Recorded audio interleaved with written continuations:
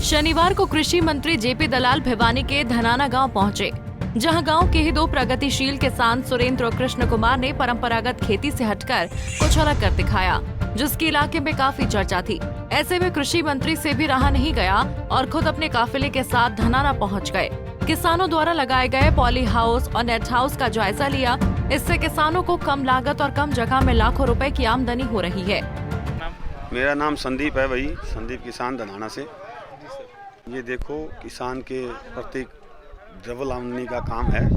हमारे कृषि मंत्री जैसे दलाल साहब हैं, उन्होंने एक नई स्कीम भी चलाई है और पहले भी बागवानी हॉर्टिकल्चर से चलती रहती हैं। जो हमारी सब्जी की जो खेती है उसमें ऑर्गेनिक सब्जी तैयार की जाती है।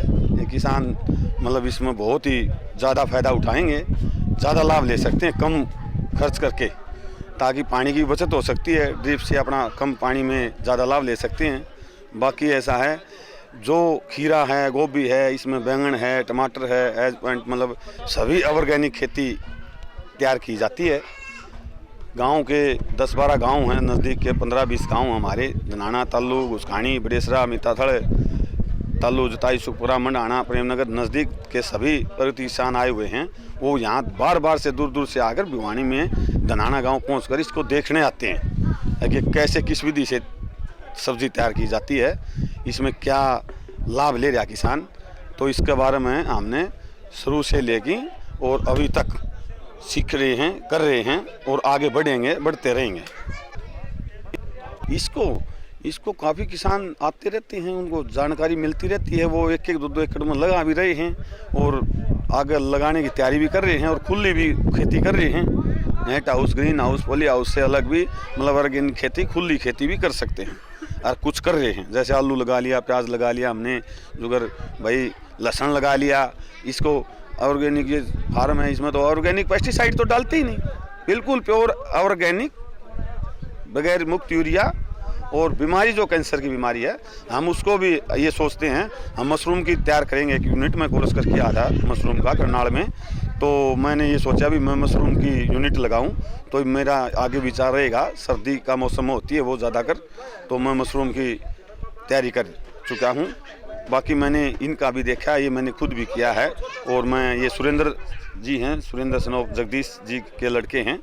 ये बहुत ही इनका प्रशिक्षण था, इनका एक सपना था कि मैं मेरे हाथ से तोड़ के मेरे हाथ से यहाँ जो कि बाहर से किसान आएँ और सभी किसान देखें हमारा जिला, हमारा हरियाणा प्रदेश हरा भरा हो, सब्जी की फसल भरपूर हो, हमारी मार्केट में सब्जी का रेट ठीक मिल सके और बढ़िया सब्जी तैयार करें, ऑर्गेनिक सब्जी हम लोगों को खुआएँ और बढ़िया स्वस्थ रहें।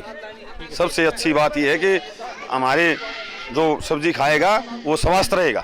पॉली हाउस का जायजा लेने के बाद कृषि मंत्री जेपी दलाल ने भी किसानों से परंपरागत खेती की जगह बागवानी और पशुपालन, मछली पालन जैसे व्यवसाय करने की बात कही है, जिससे किसानों की आय बढ़ सके। इस दौरान कृषि मंत्री ने एक बार फिर कहा कि आने वाले सीजन में सब्जियों और बागवानी फसलों के लिए बीमा शुरू किया जाएगा। आज धनाना गांव के प्रगतिशील किसान सुरेंद्र और कृष्ण के इस नेट हाउस, पॉली हाउस की फार्मिंग देखने के लिए मैं आया हूं और कुछ किसानों को आसपास के उनको भी आमंत्रित किया है कि आधुनिक ढंग से खेती करने से कितना लाभ हो सकता है और भविष्य जो है हरियाणा में इस तरह की खेती का ही है। हमें परंपरागत खेती जो गेहूं और धान की है उसको छोड़कर बागवानी की तरफ, सब्जियों की तरफ, दूध के उत्पादन में, मछली के उत्पादन में, फूड के प्रोसेसिंग की यूनिट लगाने में हमारे गांव के बच्चे जब इस दिशा में आगे बढ़ेंगे, जिसकी तरफ सरकार का पूरा ध्यान है, हमारी केंद्र सरकार का भी, प्रदेश सरकार का भी, तो ग्रामों का उत्थान होगा। और मैं इन किसान भाइयों को बधाई देता हूं। और जो हमारी मुख्यमंत्री जी ने घोषणा की है कि कृषि को सम्मान दिलाने के लिए जो प्रगतिशील किसान हैं उनको प्रदेश स्तर पर इनाम देना, उनको जिला स्तर पर इनाम देना, यह हमने शुरू किया है। और अगले साल जो अच्छे किसान होंगे उनको मास्टर ट्रेनर बनाएंगे कि दूसरे किसानों को जा के अपनी प्रगति की कथा उनको सुनाएं, जिससे कि दूसरे किसान भी उत्साहित हों और धीरे धीरे देख करके जो खेती में कैसे लाभ कमाया जा सकता है, इस चीज़ को सीखे। मुझे पूरी आशा है कि हरियाणा का किसान फसलों के विविधीकरण करके, बागवानी में खेती करके, सब्जियों की खेती करके अपना माल बेचना सीख के। बता दें, सरकार ने 2022 तक किसानों की आय दोगुनी करने का लक्ष्य रखा है, जिसके लिए किसानों के लिए अलग अलग तरह की योजनाएं बनाकर मदद करने की कोशिश की जा रही है। अब इन योजनाओं से किसानों की आय दोगुनी होगी और उन्हें फायदा मिलेगा या नहीं, ये तो 2022 में ही पता चलेगा। भिवानी से अशोक भारद्वाज, पंजाब केसरी टीवी।